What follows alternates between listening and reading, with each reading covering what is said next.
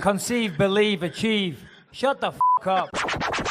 And new undisputed UFC middleweight champion of the world, Michael the Count Bisping. This is Believe You Me on the Gas Digital Network. Michael Bisping, thank you for the passion. Thank you for the enthusiasm, and thank you for your guts and your grit and your heart. He's so scrappy. Like, he's one of the most mentally tough guys in the sport because he doesn't have like some freakish Yoel Romero athleticism or anything. It's just hard work. Michael Bisping, thank you for the determination. Bisping's determination. The goals that he set for himself have not been shaken by that knockout. It's one of the things that I respect about Bisping. You get beat that dominantly, then pick yourself back up and start fighting your way to the top again. That's Bisping's mentality. Michael Bisping, thank you for the inspiration, sir. Just out there trying to look after my family, look after the children, and give them the best life possible. The only way I know I can. This is what I do. I try. Michael Bisping, you chased a dream, and you did it by your own rules and in a way truly authentic to who you are. You inspired us, and you became champion. Congratulations on a brilliant, one-of-a-kind career, and thank you for all of your fights. Believe you may. Are you okay, Michael? I'm totally fine, Lewis. Are you sure? Totally fine. Why would you be asking me that question? Are you sure you don't need maybe a Kleenex or a tissue? A little tissue just in case. Hey, Lewis, don't make fun out of me just because I had an amazing career and it had to end. Okay. First of all, that video there was by Robin Black, who will be calling into the show later, and he just sent that to me this morning, which I'm very touched about. Thank you, Robin. Very kind. Well, I gotta say, it was created and edited by Dinislam _Maver on Twitter. Robin Black actually gave him credit for that. He'd shared it with you and wanted to give proper credit, but it was an incredible little tribute. That got everyone in the studio over here choked up. So if that didn't get you choked up, I don't know what will. Besides an interview with Ariel Helwani. No, that didn't get me choked up. But what got me choked up was I was just doing the MMA hour just a second ago, and I was on there, and Ariel was asking me some questions about the best moment. He said, what is like one memory you will never forget, like a private moment, an intimate moment? And I said, well, it was after I fought, obviously, Luke Rockhold for the belt and won. And then afterwards, I was in the car, me, my wife, and the kids.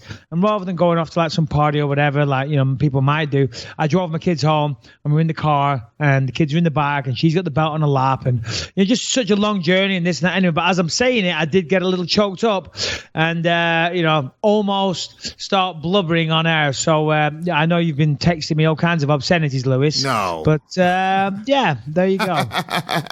What type of sissy pants would cry on a podcast? Sissy pants. Are you sure in private that's your go-to word, Lewis? Yeah, sissy pants. That's exactly what I texted you. Okay. Yeah, you did text me sissy pants. Mike, I'm sorry to interrupt. I just want to show you something really quick I think that you might enjoy. What? Okay. I'm just going to play a little video real quick. What are you doing? What's going on here? There's a little kid. Dude, love this movie. Then I'm watching it with my son now. Okay, we're watching this whole movie. And they finally come back together. Milo meets a cat and a female cat, and Otis meets a female dog. They have families, and they end up linking up afterwards with their families. Unlikely. They linked. And then Milo introduced Otis to his family. Man, that's really getting me right now. I gotta be honest. It's fucking Darlene, I've heard so much about you. Milo can't shut up about you. At some point, I wish you would just shut up about it already. I'm just kidding. You're great. This place is great. Did you buy or you rent? The point I'm making is it's a fucking beautiful story, man. Are you kidding me, dude? He's getting kidding me. Are you kidding me? Shannon's pulling up a time that I cried on a podcast. Whatever. It doesn't matter. Oh, Lewis. Mr. Tough Guy, Puerto Rican rattlesnake, realized dude, realized woman. Yeah. So listen, we're all men, we're all emotional human beings. Last week, obviously, I retired on the show, and this was a question that Ariel actually asked as well. Not a question that you didn't ask, Mr. Journalist. There we go. I got a lot of shit in the background here. He said on the podcast, you seem to skim past it pretty quick, and which I did because obviously, it's our podcast. But I don't want to spend all the time talking about me. So I did want to skim past it pretty quickly. But since last week, my word, the amount of messages, support, and things like that have come out have totally blown me away and taken me by surprise, to be honest. And I'm very, very thankful to everybody. So, yeah. Absolutely crazy, very emotional week, reading all those messages and things, and I thank everybody for all of them. But yeah, there you go. I mean, yeah, dude, the amount of the support that you've gotten has been pretty goddamn incredible. I mean, from everybody. I read one thing. It was in some maybe some big UK newspaper where they just started talking to all the different fighters that you've influenced from the UK, and it was just like, dude, it was like everybody, and it was just, I mean, it couldn't have been any more of a Michael Bisping dick sucking session. I mean, just nonstop. But there's nothing wrong with that, Lewis. Of course, but it was great. It was really cool. That was one of the ones that I'm actually referring to, because in that one, it had all these fighters, past and present, from the UK that gave special messages for me, and what my career had done for them, and the word inspiration and stuff kept coming up. And honestly, I had no idea that that's how other fighters in the UK felt about me. I had no idea. Of course, I recognized I'm the first champion and I've been around the longest and all that type of stuff, but I didn't realize I was inspiring fighters and things like that. And for all those guys that said those nice words, again, thank you from the bottom of my heart. Has there, because it's been a week now, has there been anybody that's reached out that you've spoken to that you were kind of surprised? I don't know if I've been surprised by anyone. Last week, after we did the podcast, I drove down to Connecticut, had some time there, and then I've been super busy. But Dana White called me, and he said, "So, is this right, Michael? What I'm hearing? You're retired?" And I almost backed out. I almost said, nah, I was just fucking around on the podcast, Dana. Because now it's the time. This is crunch time now. He said, is this true, Michael? You've retired? And as I say, I started giving myself, a backdoor exit. Yeah. But then I said, no, fuck it. I said, yeah, it is. I said, you never know. I might be giving you a call in 6 months for a fight, so don't forget about me. And he said some really nice things, and I thank Dana for over the years. He's always been very straight with me. He's always been very fair. Obviously I've earned a lot of money with the UFC, and I'm very grateful for that. And Dana's always been, to use your expression, a real ass dude. So thank you. So yeah, no, he said some nice things. He said some nice complimentary things, which I appreciate, and we're still going to work together down the line. I'll still be involved with the presentation side of things with the UFC, so you'll still be seeing my ugly mug around. And then after that, I got USADA to remove me from the testing pool, so that stops me from being able to call up and say, you know what, I'll fight in 2 months. Yeah. Now I'd have to go through the testing pool of 6 months, so it just concretes it even further, because I'll always feel I can take a fight, and if I see someone gets injured or whatever, I'll be like, here, fuck it, I'll jump in. Because you got to remember, not that I want to discuss my contract, but my contract's really good and I make a lot of money. Right. And it's always, and as a guy, I always feel that I could beat these fighters, and I'm like, well, you know what, I don't need a full camp, because if it went down in the street, you got to be able to throw it down at a moment's notice. You can't say, hold on, let's meet at this spot in 2 months' time when we both had a training camp. Yeah. If shit hits the fan, it hits the fan. Yeah, if you meet a person at a bar, you can't be like, hey, you know what, hold on, I have to meet up with my nutritionist. We're doing this whole new thing. We're taking out red meats, and I got to see. You can't say, hold on a minute, I'm a little out of shape right now. I've been partying a little bit. I'm a little overweight. Give me 2 months. Let's meet here on this street in 2 months' time. I'm going to train. I'm going to do this, and then we'll fight. Yeah. No, it's like and by the way, we have to weigh in. That's what I always said. By the way, we got to weigh in beforehand, and we also have. Exactly. Yeah, I also got to, now that you're out of the USADA testing pool, which to be honest with you, smartest thing you should do is just get on steroids. That's what I would do.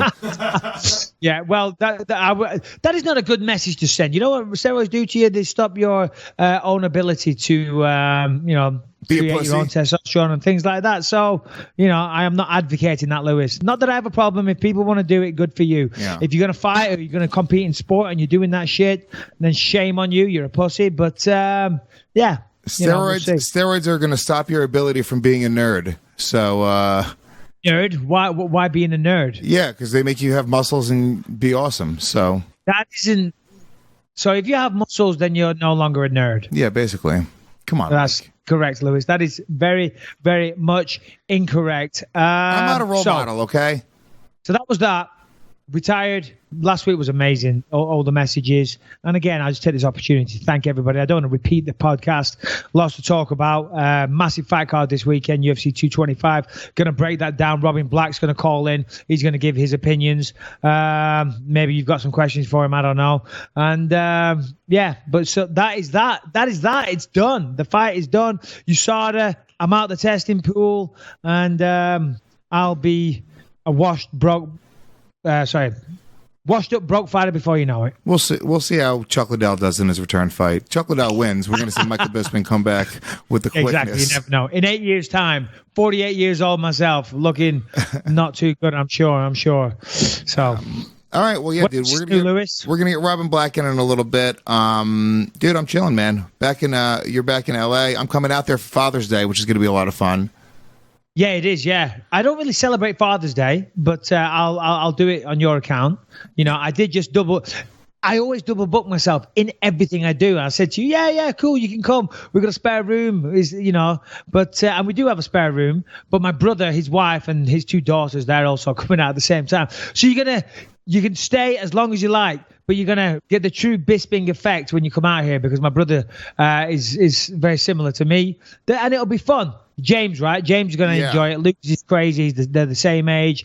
They've got 2 daughters. So, we've got a pool. It'll be lovely. It'll be nice family time. I'm very excited about it. But good thing I fucking mentioned something because I said to you weeks ago, I was like, dude, we're doing this thing. I'm bringing my son. We're doing a father-son thing, going out to L.A.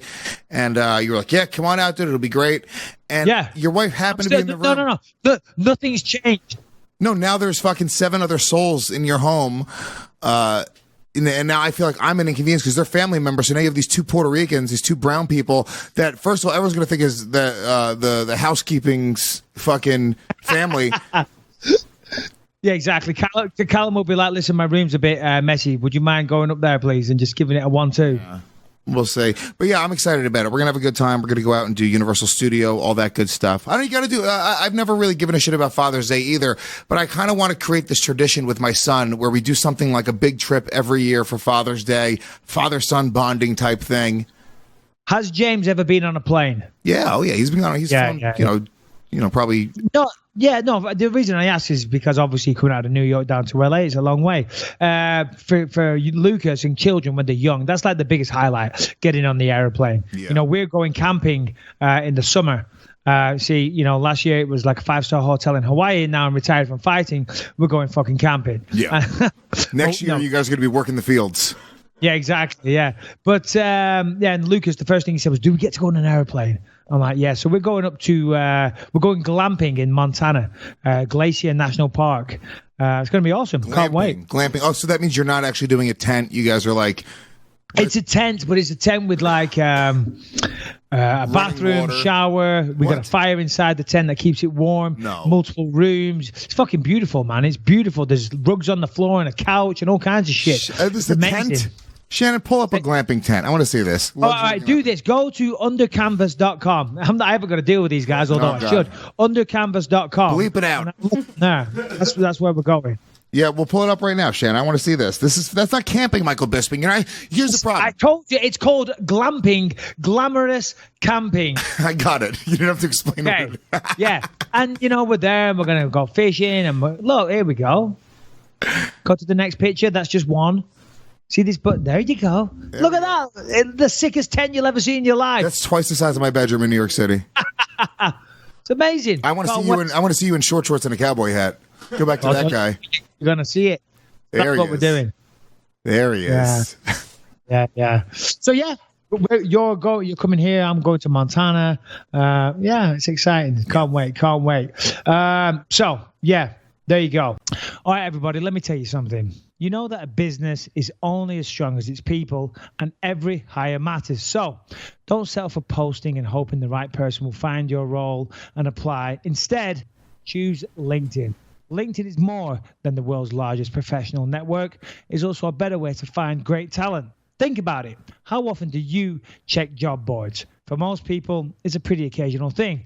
But there is a place where people go to daily to grow professionally, and that is LinkedIn. 70% of the U.S. workforce is already on LinkedIn. Well, I don't mean to cut you off, but I wanted to say, think of it like this, because people know of LinkedIn, but I think people can connect with that idea.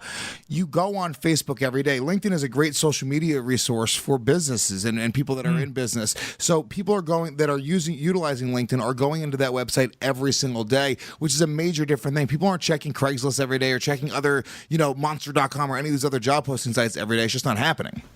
Yeah, well, think about the quality of people that still go and check job boards as opposed to people that use their phone. You know what I mean? Come on. It's so old-fashioned. Agreed. So 22 million professionals view and apply for jobs on LinkedIn every week. Pretty amazing. In every industry. So just ask any of the hundreds of thousands of businesses who have posted to LinkedIn jobs over the past years. They rate LinkedIn jobs 40% higher than job boards at delivering quality candidates because LinkedIn considers skills, experiences, location, and more to match and promote your job to potential candidates. Yeah. So if you're not using LinkedIn for your hiring needs, you are missing out. This is a fact. We just started using LinkedIn at Gas Digital to hire because we just opened our studios downtown.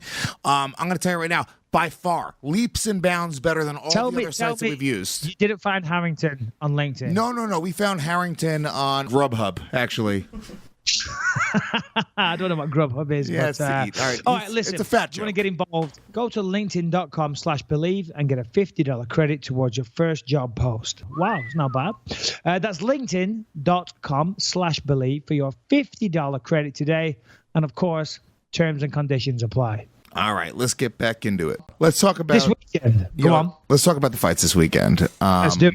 Huge fight card. We both of us, The truth is, neither of us watched the fight from this past weekend, the Moraes fight. Well, we didn't. Number one, the fights were on a Friday. Number two, I was in Connecticut. We did the show in person last week. We're going to do it again in person very soon. Massive response last week, Lewis. Everyone's saying the best show we'd ever done yet. Yeah. Just so much better in person. So I'm going to make a real effort once a month or so up there. You come down here, there you go. But what was I saying? Jesus Christ. You were with that. Oh, we were just talking about how we did not have time to watch the fights this past Friday. Oh, sorry, that's right. And then I have this company, Playline. Check it out, guys. Download the app if you like making money and you watch sports. Playline.com. So I had a ton of meetings. I was very, very busy doing that, and just didn't get a chance to do it, unfortunately. Even though the fights were in New York, just couldn't make it. So we're not going to spend time breaking down there on what happened, and that doesn't matter because whilst all cards and fights are necessary, and you find out breakout stars and people get ranked and they move up the rankings, etc. They're all well and good. This weekend is a stacked card. It's a pay-per-view event. Two title fights? Two title fights, right? Yeah. Two title fights on the line. Whittaker, Romero, Dos Anjos, and Covington. Megan Anderson, Holly Holm. CM Punk, Lewis. CM Punk is going to be on the card. How do you feel about that? Look, dude, I've said for a while, it just shouldn't be happening in the UFC. I don't want to shit on the UFC, but, it's main card, knocking off Alistair Overeem, throwing him to the undercard. It just, okay. It's kind of silly to me. I completely understand you want to sell tickets, you want to make money, but the reality is you could throw anybody on a card. If you took any celebrity, any minor celebrity, and threw them on a card, it would have a lot of people watching it. It doesn't make it right. And you don't see it happen in other sports. Well, you're right. I see what you're saying there when you say it doesn't make it right. And I guess to a certain degree, it doesn't.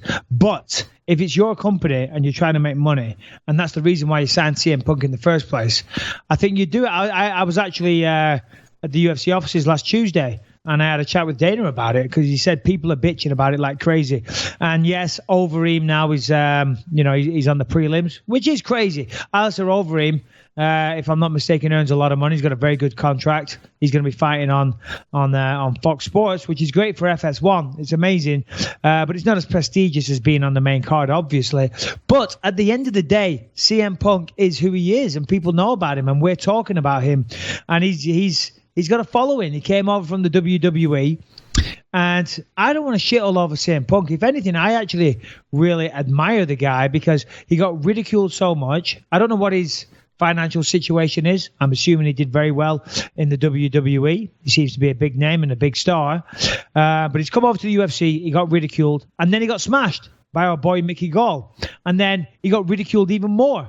And now he's still got the balls to come back and do it again. Now is he fighting one of the best fighters in the UFC? No, far from it. He's fighting Mike Jackson, who himself is also 0-1. But that aside, to step back out there into the lion's den, if you will, of all the public criticism and negativity, to do all that, to take it all, and stick 2 fingers up at them or 1 middle finger up at everybody and say, fuck you.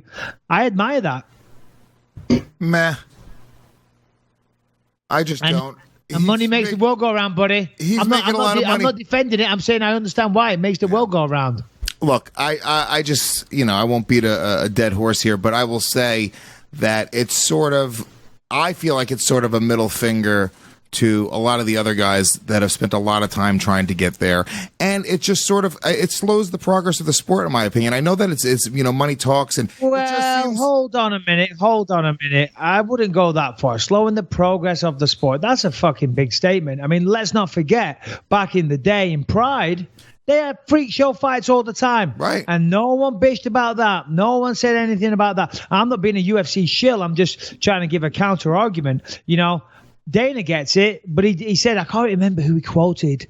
He said someone was bitching at him that CM Punk was on the main card. And he said, well, when you sell as many fucking pay-per-views as CM Punk, then you'll be on the main card. When you put it like that, it's just economics at the end of the day. The reality is you can't give CM Punk a contract where you're paying him millions of dollars probably to be on an undercard. It's bad business. However, I just wouldn't give him a contract. The reason I say it slows the progress of the sport is because it makes everyone stop and go, okay, it's just not real. It's not a real sport.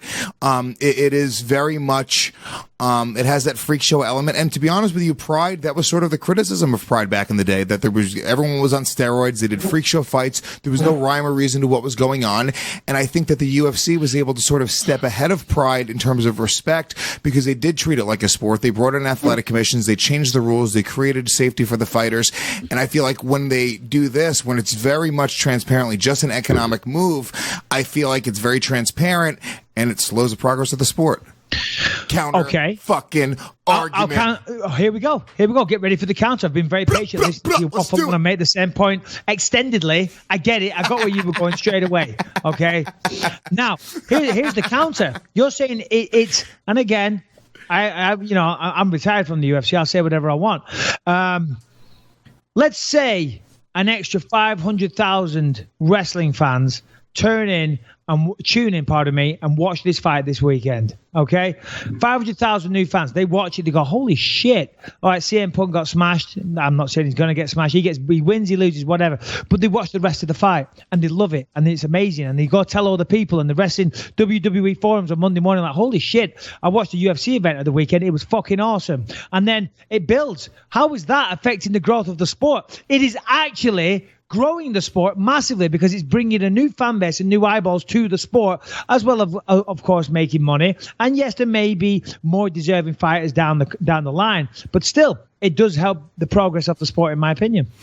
Yes, bringing new eyes to the sport helps the progress of the sport, and just in terms of dollars and in terms of people. But are those people staying? I mean, yeah, there's probably a number of people that are going to stay. Maybe. Listen, you used to be a WWE fan, Lewis, back in the day, and now you're an MMA fan. I completely agree. Did you stay? But does that, hold on, but it's a little bit. Did you stay? Did you stay? Did you stay? Did you stay? Yes, I stayed. Well, yeah, you fucking stayed. That's not the point. So why won't they stay? They might stay. They might stay. The point is, though, it's a little short-sighted to give up the credibility of what is considered a legitimate sport. I mean, it's got the fucking Fox Sports theme. Now they're going to ESPN. It's a real sport before every show. You're giving up a little bit of that credibility, and I think it might be short-sighted to just make that quick sale. Yes, there are people and eyes coming to it, but I think the hardcore fans are going, you know what? This isn't necessarily what we're looking for. And to be honest with you, I think it's built off the back of those hardcore fans. The truth is, having casual fans is great, and those people will come out to Hooters, but I think it's the hardcore fans that are going to, that are buying the bulk of those pay-per-views. Okay, absolutely correct. But let's just look at the card because it's fucking ridiculous. On the FS1, Fox Sports, For free, you've got you got Rashad Coulter versus I don't know that fight, but you got Ricardo Lamas, Mercer Bektik. That's an amazing fight.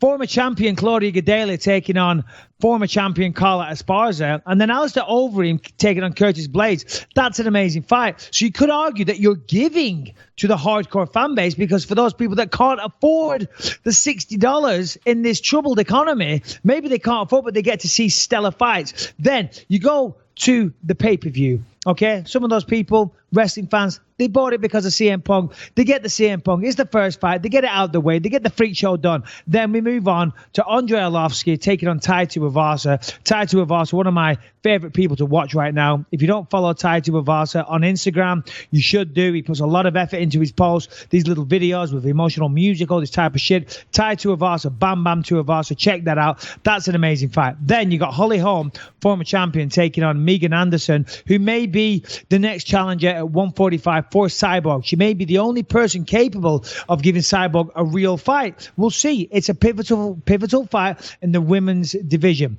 Then we've got Dos Anjos taking on Covington. That's, don't need to talk about that. And Whittaker and Romero. It's fucking stellar. It's stacked. It's top to bottom. You've got 2 title fights. Stop bitching about the CM Punk thing. If you don't like it, go take a dump. Go make a coffee. Go have a beer. Go smoke a spliff. Go do whatever it is you want to do.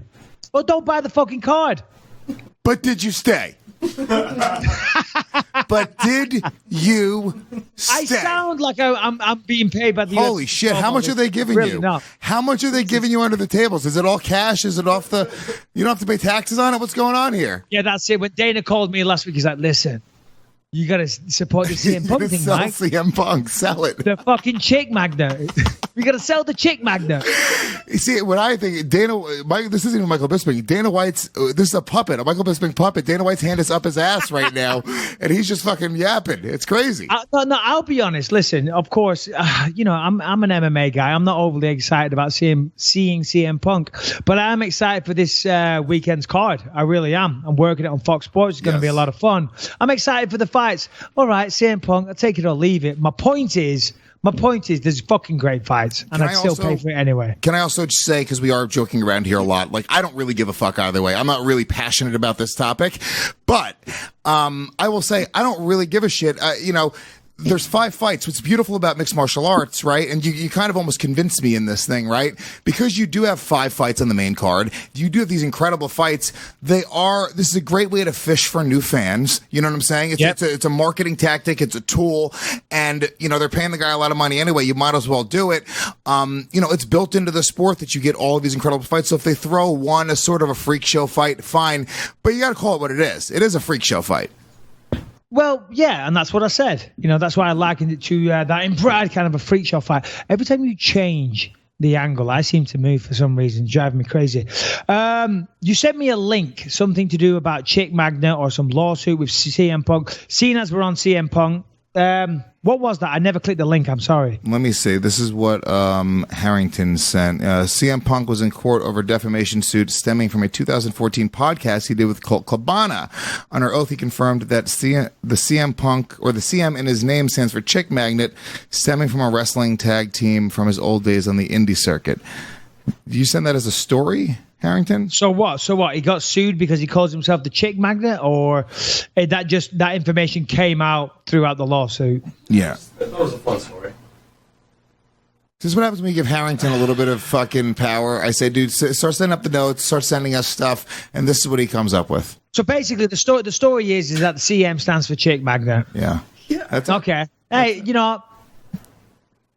solid. Good story. Excellent journalism. Over the fucking moon with that one. Hey, you ever wonder what CM stands for? It stands for Chick Magnet, motherfucker. Chick Where Magnet. were we going to go with that, Harrington? What was in your head? I want to know where Harrington thought we could We have no foundation on what the lawsuit was about. We have no stats. We have no topics or reasons why he was being sued, any damages, the result of the lawsuit. All we have is that CM Punk stands for Chick Magnet. Maybe other things it could have stood for? Is that where we would have went? Yeah, we would have had a little fun game. Like, he thought we were going to play a game with it. Like, yeah, like what's the J in Luis J. Gomez stand for? Junkie. Junkie. Thank you. Thanks, Mike. I appreciate it. What was the other one he sent? Misha Tate had a baby girl.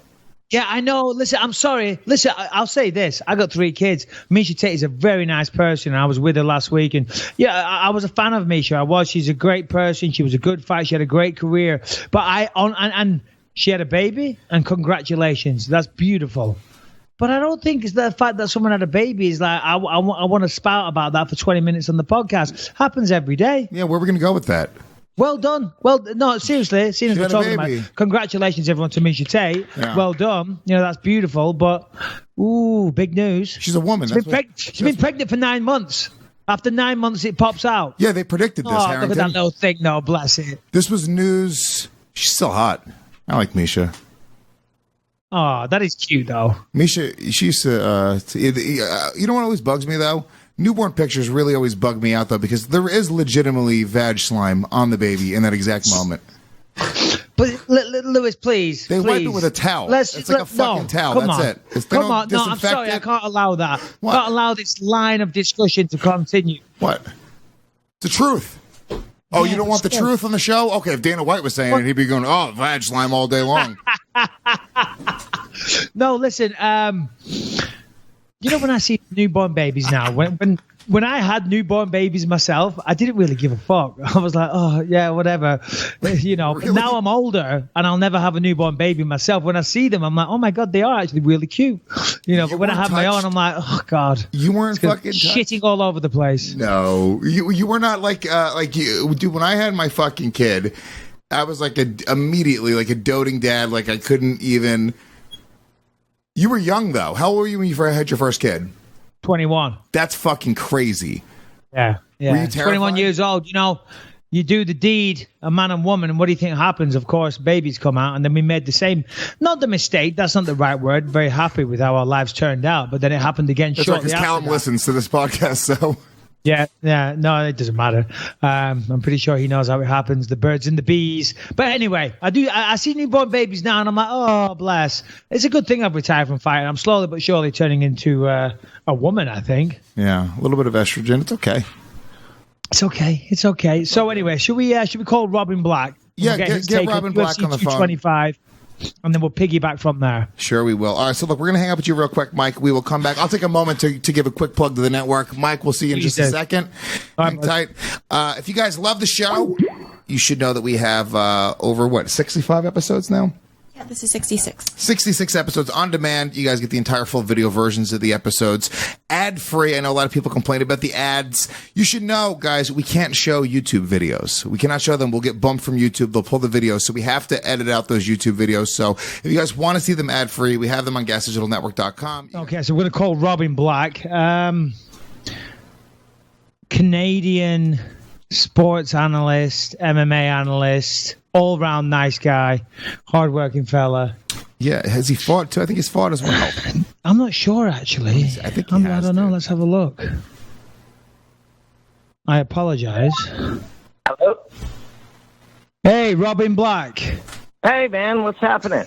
What's up, Robin? Using you by your official first name there. Welcome to the show. You're on with myself and Lewis. Hey, what up, guys? Thanks for calling. Hey, Robin, just before we start getting into it, we were just saying then, did you ever fight professionally or as an amateur? I fought 9 times as a professional fighter. Yes, I did. Okay, all right. Well, that makes sense. Yeah, I'm on his Sherdog page right now. Yeah, you went 4-5 as a professional. Yeah, it's so funny because you watch the YouTube videos. You don't come off like a fighter, and then I see you in the picture on Sherdog, and you look exactly like a fighter. Well, I mean, a 500-ish record is a pretty good, I think, coach or analyst type record. Like you have to lose, you have to be hurt, you have to get embarrassed, maybe taken out on a stretcher. That's the journey, right? Like that's how you're going to really understand. You're going to analyze somebody else's work, what's really happening in there. And really, I'm not naturally inclined to fight. I just loved it so much, and I knew this was my calling. This, what I do right now, talking about fighting, explaining it to people, showing it to people in detail. And to really do that properly, I had to fight once or twice. I just ended up doing it 9 times because I started to love the challenge of it. You know, it's interesting you say that, Robin. I never thought about that, but you're absolutely right. In order to be a good analyst and have a real insight, you got to experience both sides of the coin. You know, winning is great. That's amazing. But you've got to lose because you got to know why you've lost. And then maybe you can look at fighters and say why they might lose or they did lose and things like that because you know from experience. Yeah, that's interesting. Yeah, and you have to feel the consequences of it, you know, and you have to feel like not only failing, you can win a fight, but fail in moments where somebody's jabbed you in the face enough times that you can't move forward. And anybody who's never fought is screaming, come on, just go forward, bro. You know, they don't understand what it is to be taught by the man that you're fighting that it's too dangerous to move forward, to have your brain trained by somebody else's actions. Like, you have to have that. And, you know, there are different ways to talk about fighting and share it and stuff, but when people are critical of fighters and they have an experience that they don't understand, you know, when you're critical of a moment and you've never had your eye full of blood and unable to breathe and your body is burning and you can't think and you're trying to do something that you know how to do, but you can't do it in the moment, you have to experience that to understand it. And yeah, well, you certainly. Oh, sorry. Go ahead, Lewis. No, it's no problem. Well, I think it's very interesting. You know, you were an analyst before you actually went into those fights. Yeah, essentially 10 years ago or 12 years ago, I said, I want to commentate the UFC. That's what I want to do. And I started doing, you know, I sung in a rock band in Canada at the time. I wore eye makeup and had tight leather pants and nail polish and stuff. I've seen some of those pictures, Robin. I've seen some of it. Hey, Lewis, whilst Robin talks, just Google those images. Yeah, I mean, and so where I came from, I loved martial arts. I understood it in ways that I saw that maybe most of the world didn't, but I also understood it in ways that I felt I could explain and share it and show people kind of what about it is this fascinating art form, you know, in ways that we don't see. It's there. Every single time you fight, it's there, but people don't necessarily see it. So I wanted to do that, and I felt that this was what I could do and was good at. So I figured because of, you know, those pictures that Louis is looking at right now, and what I did before, that I figured I'd better fight, or there was going to be no way that I was going to get the chance to do it. But one fight led to two, and then I wanted to win, and then I wanted to win again, and then I got to fight for a little belt, and all of a sudden I was a fighter for 5 years of my life, and I loved it. And to this day, when people, thank you for bringing it up, because when I talk about it, it's the proudest experiences in my life that I did that. Well, I wanted to just kind of piggyback on that question because, you know, I think it's so interesting to kind of look at it from one perspective and then, you know, go through that experience and come out of it sort of on the other side. So almost from like an analytical standpoint, or even from a fan standpoint, because fans analyze, right? What do you think you kind of learned from that experience that you would say most people wouldn't really understand, you know, without getting there? Like, what did you kind of take away from that you would go like, you know what, I would have had no idea, and that now kind of helps you with the analysis side of things? Well, there's millions, but the biggest one that, you know, does help me explain it to people, but also helps you in life. It helps you very much understand yourself in life, is that you're really fighting yourself. Like that cliche that people say, especially in the beginning. I can't speak for what it's like to be a Michael Bisping or to be, you know, these guys at this level. But when you're in the beginning, you're really trying to overcome your own desire to run away or protect yourself or shell up or do things that are not going to help you win. And your instincts are to do that. Or you can leave the fight at any time. You tap the mat and you leave the fight. You know what I mean? And that would be a much safer choice than to continue forward while somebody's kicking you in the face in your underpants. You know? But so you have. What is the cliche that you're referring to, Robin? Which one? You just said obviously it's a cliche. There's a cliche, and but you never said what the cliche was. Oh, I don't know. I mean, I thought you were going to say like I want to test myself or find myself and all this type of stuff. Because people, you're absolutely right. I hear what you're saying. People romance it, right? They romance being a fighter, and I'm going to do this. I'm going to test myself and push myself to the limit. But it's not about that, you know. I mean, yes, of course, that is an element to it. But it's much tougher mentally and physically, I think, than people realize. But whatever you're doing, Robin, or the experience, the fights, it paid off, because I've got to say, you are one of the best analysts in the business. And every time you do those Robin Black 1 minute breakdowns, they are absolutely exceptional. And I always see something that I hadn't seen before. So job well done, my friend. Well, thank you, man. Like when fighters like you that I admire and coaches who's been working and tell me that, it really does move me. Like the fact that I know that I am viewing it from a different perspective that I think people can enjoy. And you're right. Every time I put one of these out, that seems to be true, which is just makes me so happy. But when you fucking fought at the highest level, world champion, and fought the toughest fighters in the world, and you can tell me that you're seeing things that you didn't see before, that moves me deeply because this is what I love to do.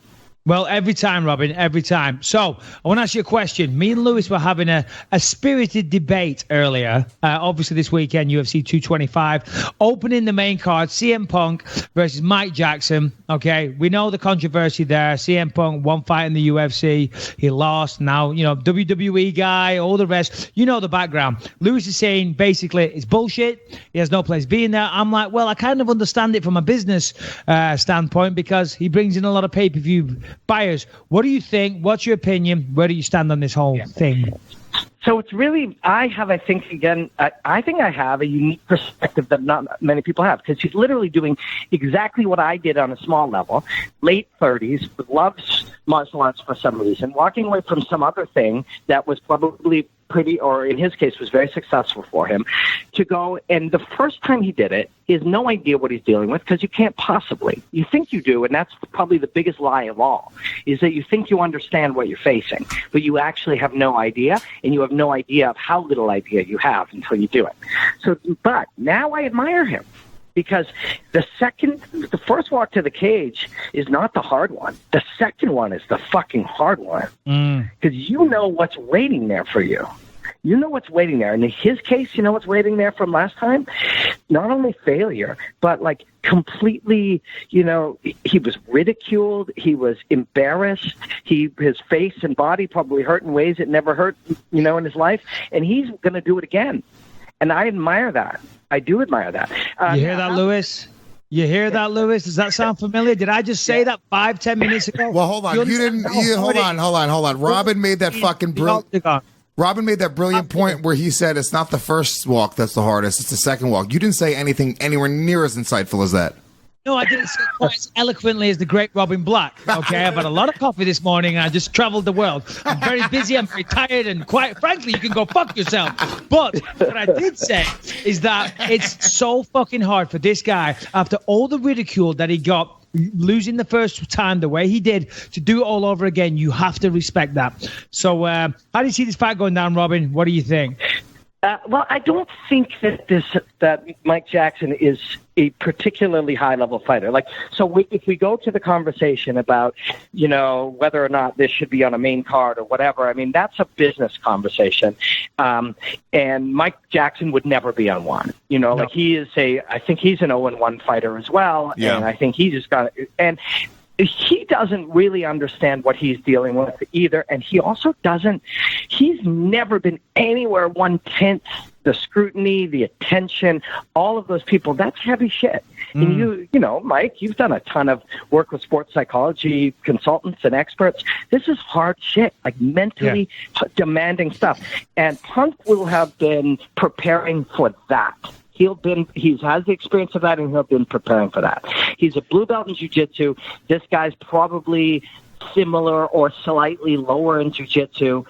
Duke will have him ready with some pretty smart things, like they'll have prep. I think he's got a chance to win this fight against a guy of this level. I really do. I think the biggest thing for him, if you're his friend or you're his team, you're talking to him about, we're not looking to win.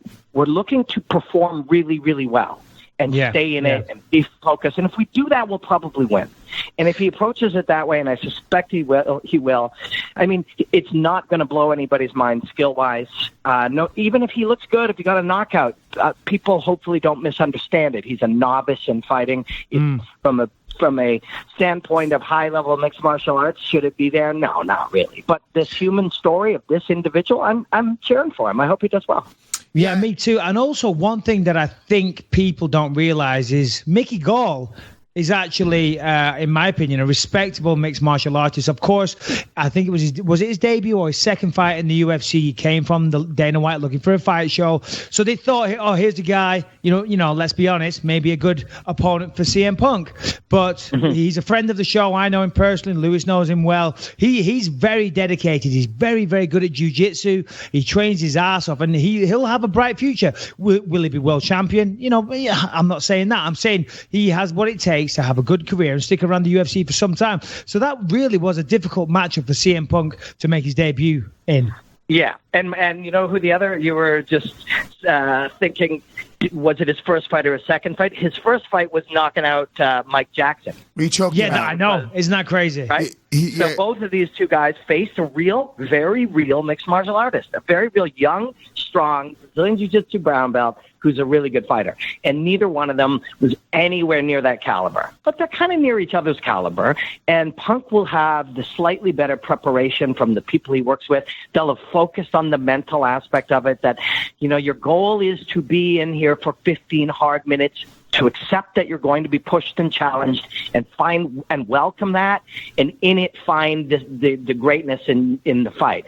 And if it ends up only lasting 3 or 7 or 9 minutes, great. But we're here for 15 hard minutes of finding out who we are. And if he focuses on that, and that's what they will have done, I think if I'm not a betting guy, and I discourage people from betting on fighting because there's so many unbelievable variables. But if I was, this would be the guy I'd bet on. I would bet on CM Punk. Yeah, and if you watch both of the fights, Mike Jackson versus Mickey Gall and CM Punk versus Mickey Gall, CM Punk did substantially better than Mike Jackson. I mean, I'm watching it right now on repeat. It was like a 50-second fight. Mickey, who, you know, at that point, this is his first fight, you know, was barely even training striking, admittedly so. He's been working really hard on that since, but he knocked him down with a right and then choked him out. And he was tapping out before he fucking even had the choke, and basically he didn't seem like, whereas CM Punk at the very least was, he's let him beat the shit out of him for a while and at least tried to hold on at the very least. So, yeah, they're probably the same skill set. But I think that the bigger, conversation was, does it hold the UFC back? Do you think that it's a positive or more of a negative for the sport and sort of how people are viewing the sport? My take on in a lot of cases is that they focus. This is my take. This is my personal belief, and some of it is colored by the fact of what I do and how I do it. But my take is that they concentrate way too much on this sort of, mythological casual fan, and not enough on the hard niche of dedicated, consumers that they have. And, we're around that business and we're around that company, and you'll hear things like, oh, well, the hardcores will watch no matter what. I just feel like that is an undertone of disrespect that they don't quite realize they're doing. That's not true. Hardcores of things will not just watch forever. Eventually, we live in a world where they can consume fighting from Russia and fighting from China and fighting from all over the world. And eventually they do feel slightly disrespected that they're not getting what they look for on a deep level, and instead this sort of casual observer is being taken care of. And I think you run a risk of that. I do. I think that in this type of scenario, it's in line with that thinking that I think the UFC has done over the last half decade. And yeah, it can be negative. But on the other hand, in the short term, the short hot burn, you'll do 500,000 pay-per-views that you might not have otherwise did if these two guys didn't fight. So, it's a short-term, long-term kind of thinking. Long-term, I don't know that this is good. And that final thought thing that you just said, realistically, is what it's all about. It's a business at the end of the day. But while you were saying that, say it again. Can you just repeat everything you just... The smugness of Luis J. Gomez's face was off the charts, because that was one point that we disagreed on, and you said what Luis said. And if you see the video back, he was making some rather lewd gestures at me down the camera. So, yeah. Okay, so... Well, isn't it funny, though, that I was with you completely on the idea of him fighting and how hard it is and how much respect he deserves. But then I'm on the other side with exactly. That's the beautiful thing about sports. But let's move on away from CM Punk, because I feel like a lot of today's show has been about him, and no disrespect to him, there is more deserving fighters on the card. I'm going to go into the main event shortly. So let's focus on the co-main event, because I'm sure you've got better things to do. Rafael dos Anjos, Colby Covington. How do you see this one going down? There's still a lot of the time, I think, when we talk about fighting, we're using concepts, even fighters when they do it in television settings, we're using concepts that we talked about for a long time.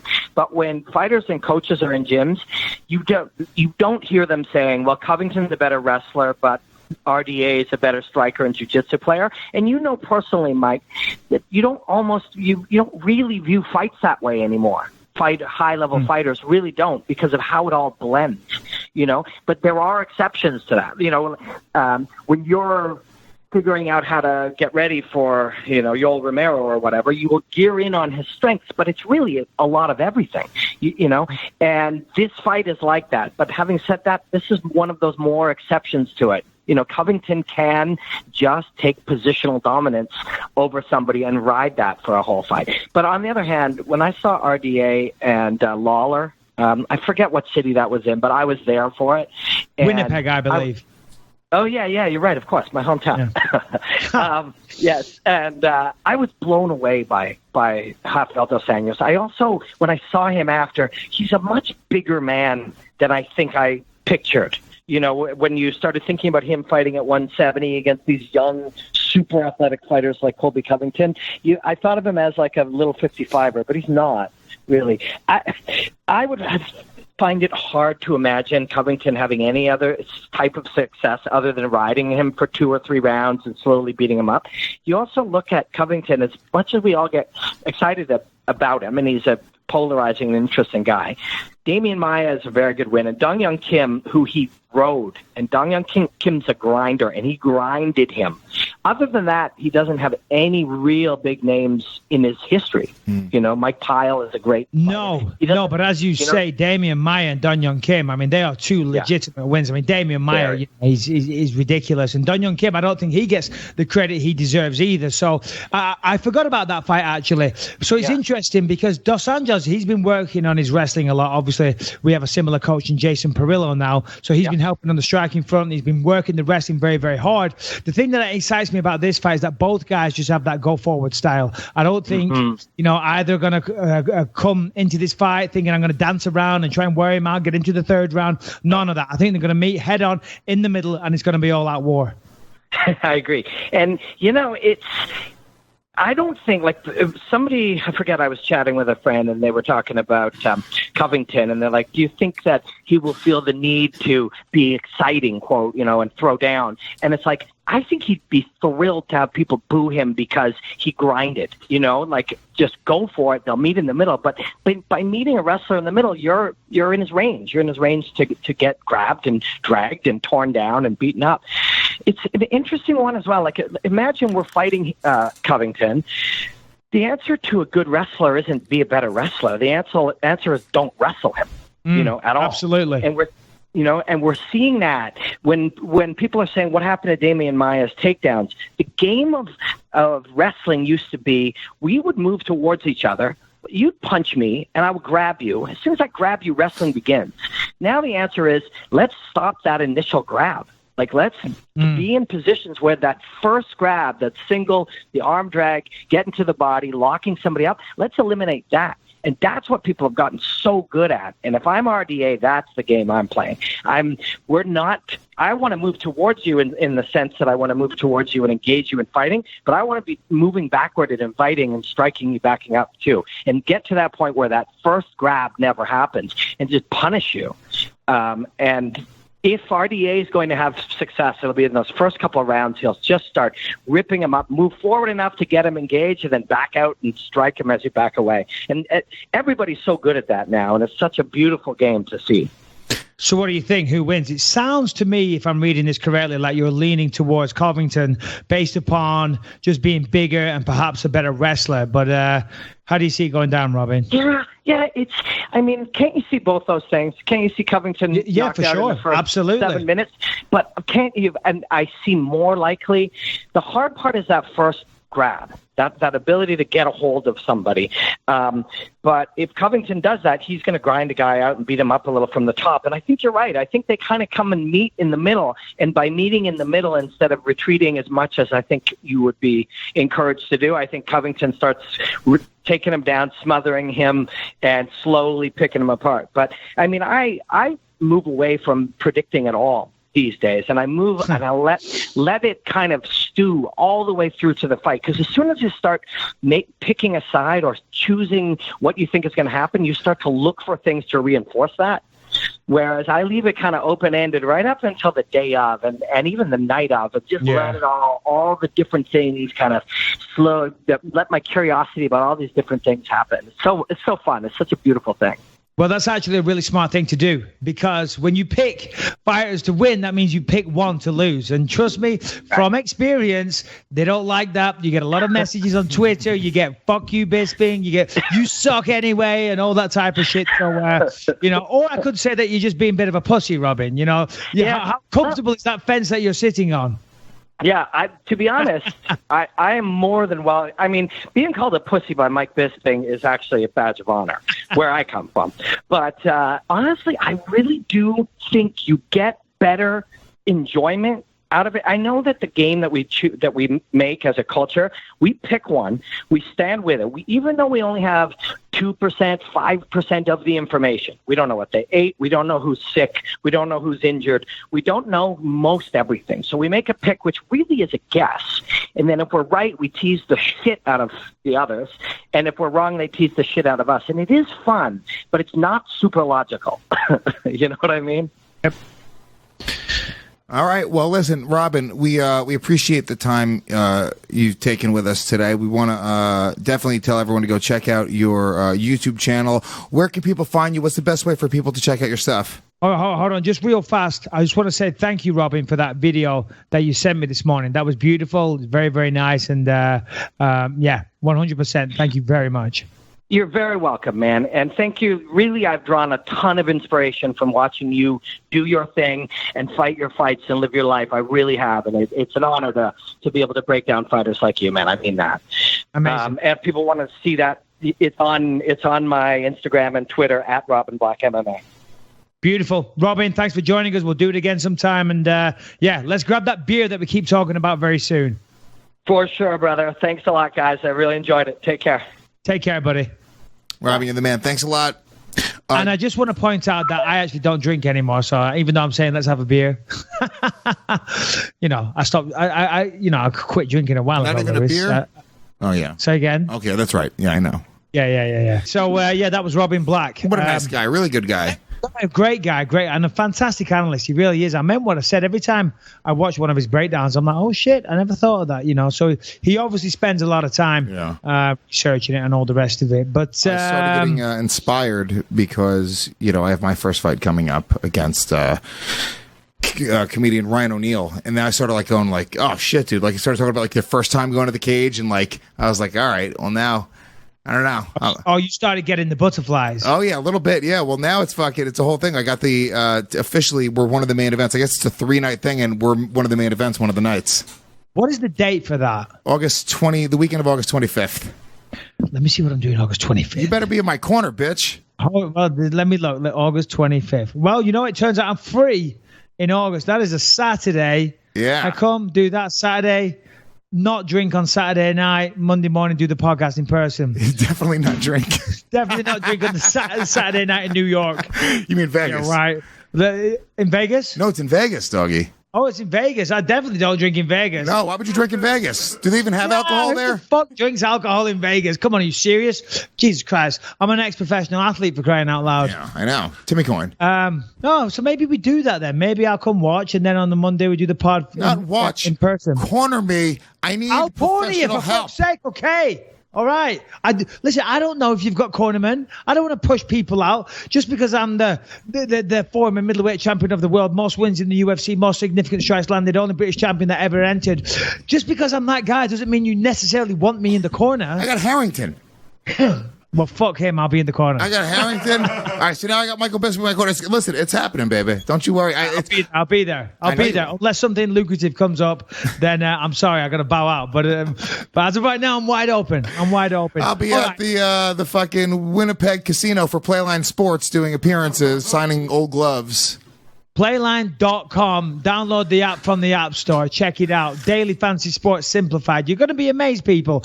All right, Mike, let's talk about one of our amazing sponsors, which is BetDSI.com. Awesome website. I love it. You love it. They love the show. They help out the show. If you guys listen to the show, you should be using BetDSI. Absolutely, you should, because BetDSI has 20 years plus in the business. BetDSI is top rated on all review sites, easy to use and fast playing interface. Bet games as they go. You get live in-game wagering options throughout the tournament. Make plays throughout entire games and events. Amazing customer service. Available 24/7, 365. It has built a reputation on fast payment of winnings. And Lewis, what happens if you use the promo code Me25? You get heartburn, apparently. What the fuck was that? What do you mean? It looked like your heart was about to come through your chest.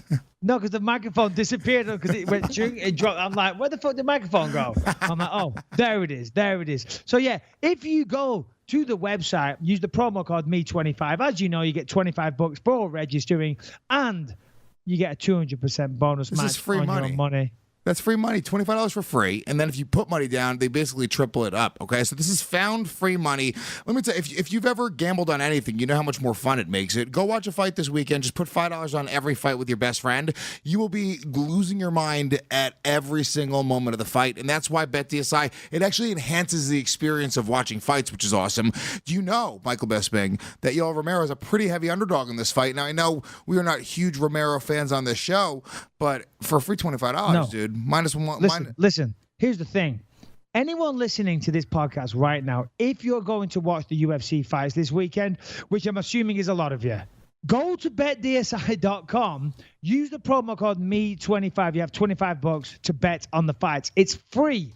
And if you put any money down, you'll triple that. You know, so it just makes sense. Just do it. And that's not even, just thinking about it logically. I'm not even trying to sell it, even though they place ads on our podcast, and I'm grateful for that. But there's no reason to not do this. Listen, I know that Robin said, you know, don't bet on fights, but if you bet on fights and you get it right, you make some money, and it makes it way more exciting. You know, I understand what he's saying. The fight game's crazy and you never know how it's going to go down. Well, you're right. You know, most sporting events, you don't know how it's going to go down. But if you're man enough, you know, or woman enough to put a bit of money down, it's way more fun, and you win some fucking money. And on top of that, BetDSI are going to give you $25 for free and triple any money you do put down. Yeah. I mean, realistically, what more do you fucking want? Robin Black said don't bet with your own money, but BetDSI's money you can bet with all day. And Robin Black also used to wear crazy, crazy makeup and prance around with long hair topless. Yeah, so you're listening to Robin Black, you can listen to Michael Bisping. You make a decision. Yeah, come on. You're saying Yoel Romero is a big underdog. Pretty big, yeah. I say that I think Robert Whittaker is going to win, but you know, it wasn't a while ago that I was thinking that Romero would win. The first fight was pretty dominant, I think, for Whittaker, but you never know. Underdogs, free money to bet with. It's always smart to go with the underdog because that money will get you a better reward. And it's not a crazy bet. It's not an out-of-this-world bet. He can, you know, it is Yoel Romero, for crying out loud. So, you know, he could pull it off. All right. Well, look, that's it. Go to betdsi.com. Tell them we sent you by using promo code Me25. Let's get back into it. Anyway, let's talk about the main event. The main event, Yoel Romero taking on Robert Whittaker. It's your boy. Yeah, I was kind of disappointed I never got to fight one of those two guys, you know. But it is what it is. They're fighting. They're rematching. First fight, I thought the first fight was pretty close. Of course, I was there ringside and threw my belt at Robert Whittaker in disgust. Because he's standing there with a belt on. I was like, you don't deserve that belt. Why the fuck have you got a belt around your waist? And I'll still say this. Robert Whittaker's a great guy. I'm a fan of Robert Whittaker. I think he's an amazing fighter. 7-0 at middleweight, taking out some great guys. You can't hate on the guy. He's incredible. Nice guy. Humble. Like him a lot. He hasn't been in one... Excuse me. He hasn't been in a single championship fight. I'll be honest. He hasn't. He fought Yoel Romero and beat him. Neither were the champion. Then he was supposed to fight Rockhold for the interim belt or unification or whatever and pulled out with an injury. So I'm just saying.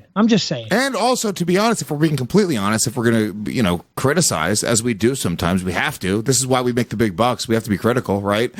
Huge dollars from this podcast. This, neither of these guys, you lost to GSP. GSP is the last guy to hold the title. That's what I'm saying. Neither of these guys are the champ, but it is what it is. Paper champion. GSP retired. Well, no, there has to be another champion, but neither has been involved in a championship fight yet. My point is, listen, he legitimately won an interim title. So he should still be the interim title champ. He's not the fucking undisputed champ. I don't want to suck your dick. Defended it. I don't want to suck your dick, but since GSP retired, your retirement's kind of new. It's fresh. Even you said you don't even know with 1 foot, one foot out. You might even technically sort of have a claim to the title. I'm probably still the champion of the world. Yeah. There's your headline. I'm still the champion of the world. Hold on, Darren Till. Do the math on that. / Renato Laranja is just texting me. Yeah, do the math. Do the math. It's me. I'm still the champ. Forever the champ. Once a champ, always a champ. Anyway, so Yoel Romero, Robert Whittaker. I just watched the fight this morning. Doing a bit of Robin Black work. I'll be the analyst at the weekend on FS1. And Whittaker fucking pretty much destroyed him. This is interesting, though. Hold on. Shannon just sent this, or Mike did. This is Robert Whittaker explains why he's happy to have never fought Michael Bisping. This is an interesting quote. In terms of fighting him from one fighter to another, there's a lot of respect in terms of wanting to fight each other. There would have been a lot of respect there and a lot of honor earned, but I'm happy not to have fought him just due to the fact that I've always watched him, and if I'm going to be honest with myself, I'm a bit of a fan of his, to be honest. Oh, well, that's nice. See what I mean? Robert is a classy guy. He's a great guy, and obviously a very, very smart person. He's one of the people, for him to have that opinion of me, I mean, he's right on the money. I'm a great guy. You should be a fan and, all that good stuff. No, Robert's awesome. Anyone, if you hate on Robert Whittaker, then you're a bit of an asshole, because he's just like a nice guy. He's got a good sense of humor. He's laid back. He's chill. He fights his fucking heart out. He's great. He's awesome. He's not the fucking champ yet, though, but he's fucking awesome. but God bless him. Oh, hold on. Yeah, God bless him. I was about to say, but God bless him. That's great. If you listen to this podcast, you hear the God bless, you're fucked. There's something about Romero, I don't know what it is. There's something about him with the amount of times that he's been caught, whether it's fighting dirty or I guess there was the issue with, it wasn't actually steroids. What did he get caught with, Romero? He tested positive for steroids. It was actually steroids. Yeah, I don't know what it was. He had a steroid in his system, and he said it was a tainted supplement. Right. I don't buy that excuse. It's a classic. It's a go-to. And he tested positive. Anyway, talking about that last fight. But he had some of those dirty... All right, sorry. Oh, no, go on, what? Well, I was going to say, he sort of had these, dirty things. The Tim Kennedy thing. There's times when... wasn't there other times he, grabbed the cage? He missed weight against... Rockhold came in, God knows how many pounds super over. Heavy. There's just something weirdly mentally... weak there. I don't know what it is, right? There just seems to be something there where he just seems to be looking for, whether it's a shortcut or whatever it is, whereas it's the opposite with Robert Whittaker, where he's a guy who had some tough loss at 170 pounds against, look, Wonder Boy is one thing, but he lost to Court McGee, who, I mean, Jesus Christ, and then to move up to middleweight and to go 7-0 now at this point, that's super impressive, and I think that takes a certain amount of mental toughness, so I almost kind of give him the edge just because of that. Yeah. I mean, I'm just looking at that on the screen. In December, Romero tested positive for a substance called ibutamoren, a growth hormone. This is a hard word. Secretagogue. I think I did that right. A growth hormone secretagogue. Whatever the fuck a growth hormone secretagogue is, right? That sounds expensive. That doesn't sound like the type of shit they're putting in supplements over the counter. Yeah. Okay, it is a receptor, growth hormone secretagogue receptor, GHSR, or ghrelin receptor, is a G protein coupled receptor that binds ghrelin and plays a role in energy homeostasis and regulation of body weight. So that's who you want as your champion? Makes sense. It makes perfect sense. You want someone who uses a hormone secretagogue to be your champion, UFC. Really? Okay. You want a secretagogue abuser. A secretagogue? Oh, my God. A secretagogue abuser. That's what it is. What do you want me to say? Shame. Shame. Ding, ding, ding. Shame. Ding, ding, ding. Remember when we got Romero to call into the radio show? Oh, my God. For anyone that didn't listen to the Countdown radio show, which I'm assuming is like a massive percentage of people right now, we got Romero to call in as a guest, and we just fucking ridiculed him. It was awesome. It's on YouTube. It was very funny. You know what we on should do? YouTube? Fuck it. We own that shit. Harrington, go pull that from YouTube, from whoever has that, and put it on our YouTube channel. Yeah, put it on our YouTube channel. It's fucking hilarious. Anyway, all right, let's talk about the fight. I honestly believed until this morning that Romero would win the rematch because against Rockhold, he talked about how losing to Whittaker was the best thing that ever happened to him, which I understand. When I lost fights, you learn more from your losses than you do victories. And so I kind of understood what he was saying. And I thought, and against Rockhold, Yoel looked a lot more patient and he wasn't really going for the takedowns as much. And I thought maybe he's just trying to take it easy because he had a shitty weight cut. But maybe he's realized going for all those takedowns all the time, because that's what he was trying to do against Whittaker. Takedown after takedown after takedown attempt that he wasn't successful with. And if he was successful, Whittaker would get right back to his feet. That's exhausting. And the longer the fight went on, Romero had nothing for him, and he wasn't even attempting to strike him. Halfway through the third round, fourth round, fifth round, Romero pretty much did nothing. He attempted some takedowns, which were unsuccessful. The takedown attempts got sloppier and sloppier because he was more and more tired, and it was just a vicious circle because he kept going for takedown attempts, which is one of the most energy-consuming things that you can do, but he didn't want to strike with him because he wasn't good enough, and he was too tired, so therefore he was too slow and had no explosion, so he kept going for the takedowns and getting more tired, and then that was just giving Whittaker more of an advantage, and he was getting further and further ahead. Now, of course, he was still dangerous to the end because he's a big, powerful motherfucker. But after watching that there, and when you realize that Romero is 40, maybe 41 now, I'm not sure, Whittaker is still very much in his prime. After watching how dominant that first fight was, I really don't see how Whittaker loses this fight. I really don't. Yeah, 41 years old, Yoel Romero, soldier of God. Look, he's built like a brick shithouse, and he's terrifying. Yeah. That's just the truth.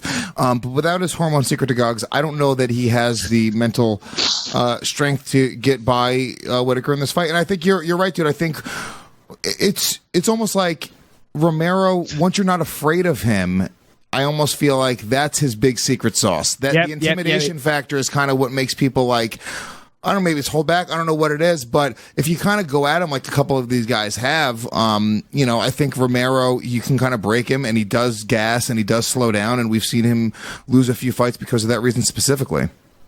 Exactly. You just hit the nail on the head from what I was about to say. The thing is about Romero, especially without his secret to Gogs, that's going to be the name of this episode, Secret to Gogs.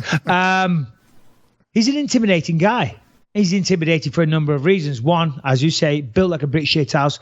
He's intimidated because his wrestling credentials are fucking ridiculous. He's intimidated because he can knock people out with punches, kicks, flying knees. He's incredibly explosive. Now, Whittaker went in there, no doubt, like all fighters, you believe in yourself, but of course you can't help but, have respect for who you're facing and being a little intimidated, for sure. But he's been in there. He beat him. He's had all that. So that intimidation factor is certainly out the window. He knows he gets tired. He knows he can stop his takedowns. He knows he can take his best shots. So therefore, again, that all plays into Whittaker being and new. Not and still, see your earlier point, and new middleweight champion of the world. I got Whittaker winning all day. But still with an asterisk after it. Pardon me? And new asterisk middleweight champion. And new asterisk, yeah. I mean, I'll still claim to be the champ. But, I think I've got Whittaker winning that one. I've got Dos Anjos winning the co-main event. Of course, I'm team Dos Anjos. Yeah. He trains with Perillo. I just think I think he can stop the wrestling. I think he's faster on the feet. He's more skillful. He's smarter, and he's got more experience. So I have Dos Anjos winning that. And, Bam Bam Tuivasa taking on, what's-his-face, Arlovsky. I love Arlovsky. Old school fighter, amazing fighter, one of the old, true pioneers, but Bam Bam hits like a goddamn truck. And if he connects with Arlovsky, he'll knock him out. So, there you go. All right. That's this weekend, man. Very excited about the fights. I'm actually off Saturday night, so I could watch the entire fucking fight card Nice. Is, pretty damn dope. Should we do some questions? Yeah, we'll get some questions. We'll wrap this one up. Oh, before this, no, I have to talk about this with you. This is so interesting. Okay, I don't know what this is, so please. One more. Go on. One more topic. Go on. The Andrea Lee topic. Okay, Andrea Lee. She's a. All right. Okay. Let's talk about Nazis. Let's talk about swastikas. Let's talk about neo-Nazis. Let's ignore this. We can't ignore this. This is a great topic. I don't know because what's her name again? Andrea Lee, who is First of all, you sent me the link. UFC star Andrea Lee. Yeah. That's not accurate. I didn't write that. They wrote it. Perhaps she's on the UFC roster, but who did she fight last? I don't know, but she did a great job. She was it was just a couple weeks ago. She wears the cowboy hat. Oh, that's her, is it? Okay, all right. Fair enough. She's a blonde chick from Texas, wears a cowboy hat, super cute, very marketable. I'm assuming the UFC kind of likes her. They were giving her a little bit of a push, I remember. That's all I kind of remember. And here, let me see. Who did she fight? She fought Veronica Macedo. I don't see the swastika. Where do we see that? Okay, so she took a picture with her and her husband right there on his forearm at a lake house. And apparently he's got a swastika tattoo. Really zoom in there, Shannon. Right on his forearm. Where the meat of the forearm muscle is. Right Put there. the cursor. Is that it there? Yeah. She's circling it. Oh, yeah, that's right. I see it. Ooh. Well, that's not good. I'm looking at her. I'm looking at Andrea Lee's fucking abs. Hello. Very nice. A bit too skinny for me. I like it. Why not? Anyway, so she tweets this out, and then people start freaking out, being like, you got a fucking neo-Nazi tattoo. So then she sort of defended it. Or not even sort of defended it.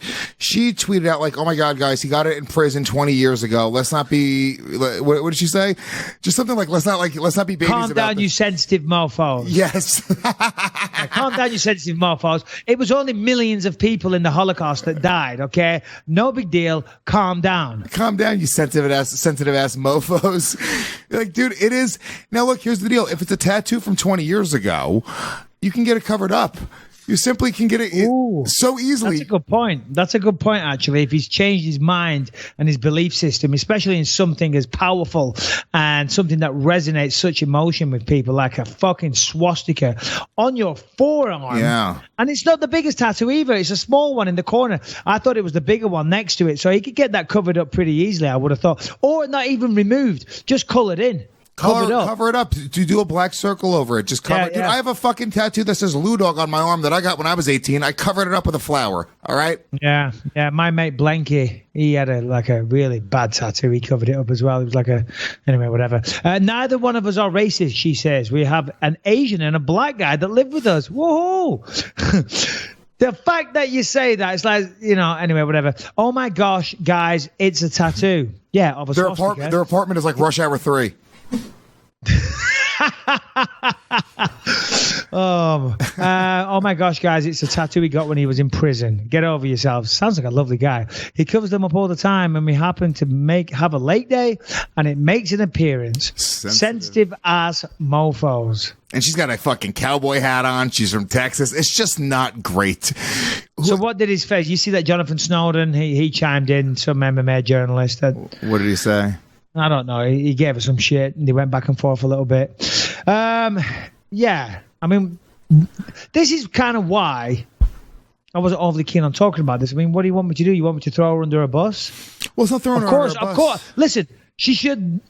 Men or anybody in this world should not be having swastika tattoos. It's as simple as that. And if you do, you're a piece of shit. Yeah. Okay. One of the biggest things that happened, and it wasn't even that long ago, what happened, World War II, the atrocities and the amount of people that died is absolutely disgusting. And to, I don't know, somewhat support that or commemorate that or whatever with a fucking swastika tattooed is just despicable. It really is. So she put out a different statement. Hold on, let me read this because I guess she goes, "Please read my full apology. This is to everyone who was upset or offended by me and my initial response. I sincerely apologize. It wasn't thought out when I sent it. I deleted it immediately after I sent it, and I was more rational and clear-minded. Forgive me." So yeah, what happened was her agent fucking called her up and was like, "You idiot! What are you doing? Divorce your Nazi husband. Classic. You have a UFC contract, you fucking fool." Damage control. I don't know this guy. I just met him. You know, I didn't even see the swastika unless he had a good set of abs and a big schlong, and I was like, I'm all about this guy. You know, I didn't even know he had a swastika tattoo. My bad. My bad. So listen, this is let's see. All right, ready? This is her full. Pull this up on the screen if you want to, Shannon. This is her full apology. It says, "My comments the day before were meant to just defend my husband, not his tattoo. I never intended to make light of the situation, the history of the symbol, or dismiss anyone that was offended. The mistakes he made in his youth are not a representation of who he is today, which is a man that loves and respects everyone. Donnie was my coach long before we got together. When I first met Donnie, I questioned him too about his tattoos, and he explained to me about his past and who he is now and how he had changed. The more I got to know him as a person, the less I noticed his skin. I'm truly sorry for responding the other day the way I did. If you think I don't care, I do. I'm not racist. I'm not a Nazi. I don't hate people, and neither does Donnie. I always believed in the golden rule. Do unto others as you would have them do unto you. I personally try to live by this, and I tell my daughter that all the time. I also don't believe in hating a person for things that they have done to you or things they have done, period. If I don't like someone, I never say that I hate them or a person or anything. I just extremely dislike blah, blah, blah, blah, blah. She didn't really say anything else, by the way. It is a fucking long-ass boring... And she didn't even do anything. Get it covered up. That's all you got to do is get the fucking tattoo covered up. Get it covered up. Say, listen, you're right. My boyfriend's a dick. My boyfriend's a piece of shit. He's obviously a fucking asshole. He probably killed a few people along the way. I don't like that guy already. Yeah. You got a swastika. That says... I'm sorry, okay? Certain people, things... Now, you never judge a book by its cover, okay? That's fair enough. But when a guy has a swastika tattooed on him, go ahead and judge that book. You don't need to read that book. Simple as that. Cast it to one side and say, thank you, nice to meet you, stay out of my life. Yeah, it's a shame. I mean, look, here's the other thing. I am also a firm believer in this, right? Because apparently maybe he went to jail for murder and domestic abuse. 100%. People change. I do give people, and I also Second chance, of course, yeah. Somebody could be young and fucking be in prison and get a Nazi tattoo and be like, dude, look, I had to pick a fucking team. You know, there's some shit we don't know about that world, right? But when you get out, if you really feel that, you understand when somebody sees that, there's a visceral reaction, and what it's saying to them, whether you mean it or not, is fuck you, I hate you, and I hate your people. And it's not only it's not being misinterpreted, it's being interpreted exactly what it is. So you have to take responsibility for it, and she should take responsibility for it. She should be saying, hey, you know what? We didn't think about the impact that would have. It was so small. It was some kind of insignificant. And he was reminding himself of what a piece of shit that he used to be. There's a better way to position it, but she didn't even go that far. She's literally going like, yeah, it was an old thing. Toodaloo. Yeah. You know, I mean, maybe, I don't know. That's why this is such a delicate topic to talk about, because, you know, there was so much suffering because of it. And that's why I said I didn't really want to get into it too much, because I don't know her, and I don't want to, I don't want her boyfriend being a fucking asshole to cause her too much trouble, and I know he's chiming in, you know. Right. Throw extra dirt on. You know what I'm saying? I don't think she should fucking lose her job because she defends her husband.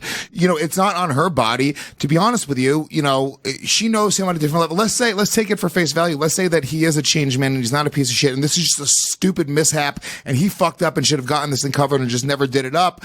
No matter what, I still think, like, look, you know, if somebody was fucking with my chick, even if she was wrong, I would kind of defend her. You know what I'm saying? Like, that's kind of what you do for somebody you love. Yep. So I can't fault her. So what's your point? I don't think she should lose her job, or people should be calling, you know, for her UFC contract because she defends her husband and says, "Hey, like this is." It's not like for sure. So the interesting thing will be now then. So obviously there's all this backlash. It's become public. They've realized that perhaps, you know, let's say that isn't his belief system anymore. And if that's the case, and what they say, you take what they say, and it's, you know, they're true to what they say, then sure, I'd like to see her post a picture with it covered up pretty soon. Yeah. If he doesn't cover it up, then obviously he does stand by it and his belief system. Yeah, I agree. I completely agree. You know what I'm saying? In 2 days, he should be out there today booking a session at a tattoo parlor to have that covered up. And then in a couple of days, they should take a picture and show it. Hell, even get a fucking marker pen and just draw over it and take a picture. You know what I mean? If you're smart. But that's what they should be doing, because it's fucking disgusting. And as I say, this isn't really in the tone of the Believe You Me podcast. That's why I wasn't overly keen on discussing it. You know, it's yeah, I don't know. It's a shitty subject. It really is. Yeah. I guess he says it's removing them is impossible. You can cover them up. And he also he once killed a black man in his driveway, according to middleeasy.com. He's not racist at all. He once killed a black man in his driveway. He has a swastika tattoo. He's not racist. Not racist. But he has an Asian guy and a black We have a black guy and an Asian that live with us. You don't have any Jews, do you? He's also got an SS tattoo still in there. I mean, you can get these all covered up. An SS tattoo? Yeah. Fucking hell. So he's one of these neo-Nazi types, obviously. Yeah. Yeah. Well, these people even exist in America. Yeah. It really is. It's kind of crazy. It's I don't understand it. Just don't understand it.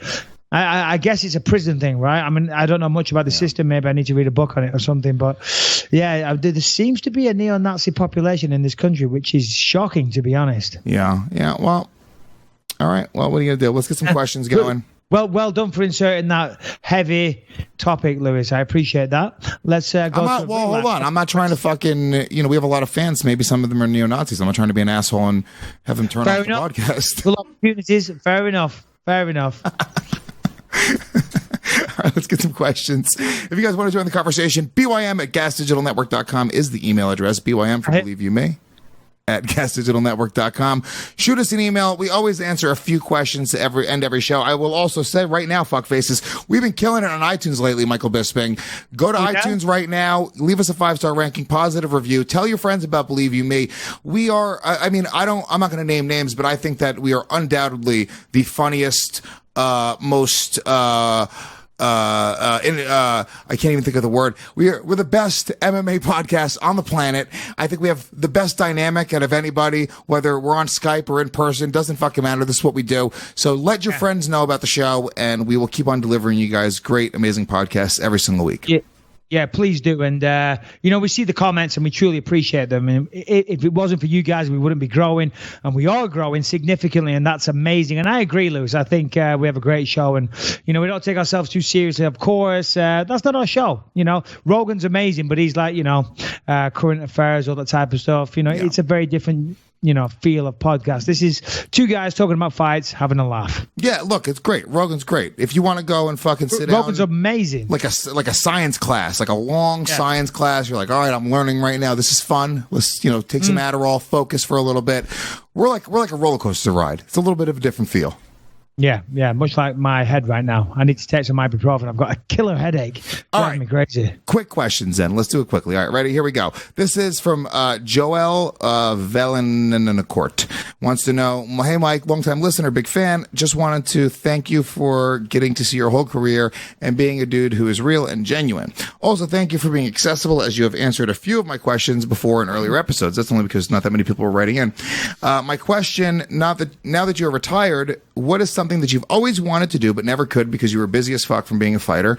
Are you going to plant a tomato garden, travel to Antarctica, learn to speak a new language, blah, blah, blah, blah, blah, blah, blah? Yeah, that's a good question. Anything that you could never do before that you're now going to do? I don't know. I mean, obviously, from when I decided to become a fighter, it had to be all or nothing, so it doesn't really leave much time for other things, and I missed children's birthdays. I missed all kinds of stuff, but no regrets, it was all worthwhile. But now this is another reason why I was comfortable to retire and step away when I did. I'm busier now than what I ever have done. Have been. It used to be in between fights, I didn't really have much to do. I mean, what can you do? Go shopping, go out for lunch. It kind of becomes boring, and then you're just itching for a fight again. These days, my schedule is crazy. It really is. I mean, we're doing this right now. Wednesday, I got UFC tonight, and then I got Tough Talk. Friday, I'm working as an analyst Friday and Saturday. Then I fly up to Boston. I'm there for a day. Then I come back to Vegas. I'm working for the UFC there on something. It's non-stop. Plus, I've got Playline. We've got UFC gyms. I've got acting career on the side. I've got all kinds of shit going on, not to mention Believe You Me. So to be honest, as of right now, I'm busier than ever. That's why we sat down and pinpointed a few days and booked that trip to Montana, because my diary fills up pretty fast. But Joel, right, Lewis? Joel? Yeah, Joel, thank you very much for the for the question and the comments. I really appreciate that. There is things I want to do. I don't know. I mean, I would like to do some courses, but I just don't have time. I want to improve as a human being, get better, learn more things, acquire new skills. Acting. But I just don't have time. That's what you got. You're not going to be honest with you. What you should do, because I know you really want to act, and that's something that you really. Yeah, well, no, I've been going to acting school and acting class, and I still do that now. So even I'm going to put a lot of time into honing my craft. One thing I am doing that I'm being proactive because I just didn't have time. I have hired a dialect coach to nail my American accent, because the majority of things I go for and audition for, they are American accent stuff, and it's a little bit shaky. So but then you forget about it, and then you get an audition, and then you start doing it again for a day or two. What you have to do is be proactive in anything. So hired a coach. Hopefully soon I'll be able to fucking nail it, Lewis. That was pretty good. Well, how about you answer the next question in your American accent? No. Just in case anyone that wants to hire me for something is listening and I thought he might have been able to do an accent. He definitely can't.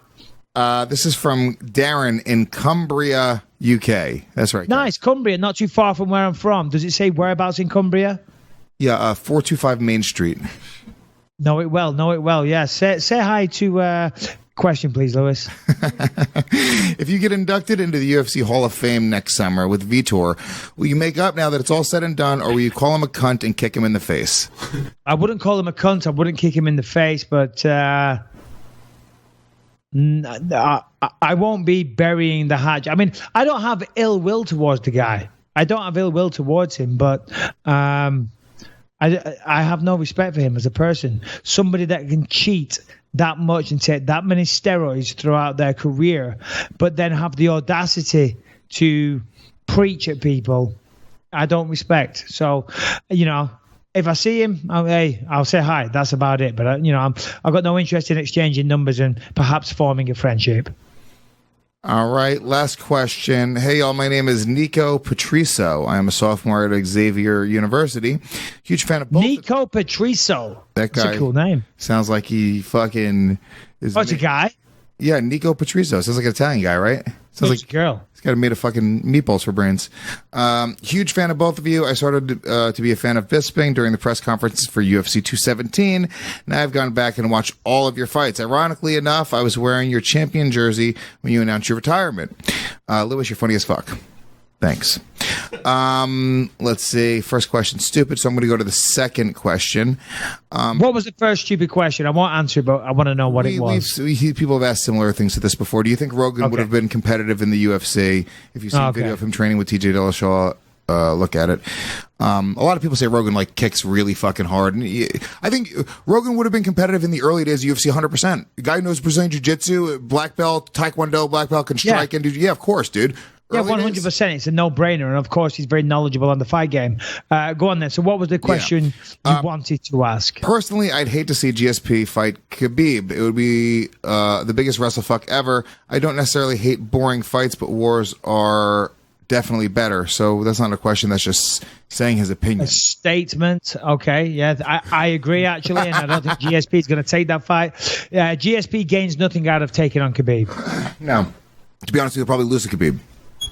No, I don't know about that, prick. I'm just saying I don't think he gains anything from that. I think for me, obviously, he gained becoming middleweight champion and 2 weight classes. And all right, Khabib is the champion, but he's got to go down to his weight class and all that type of stuff. Well, that's why I think I don't see that fight happening, and I don't think he wants it anyway. But what was the question? The third one. This is just said, Harrington. Why would you even send this?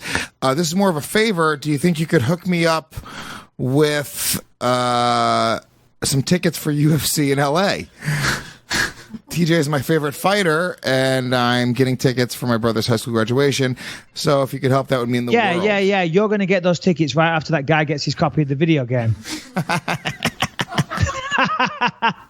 See you an episode from 2 weeks ago. Sorry, guys. If I could, I would. But yeah, Ticketmaster.com. There you go, buddy. So yeah, I believe we're at the end of the episode. That's it. UFC 225 this weekend. Check it out. We'll break it all down on Monday. Yeah, good stuff as always. I've got a terrible headache. My voice is failing me. And it's time to wrap this up. All right, there we go. Great way to end it. Very positive.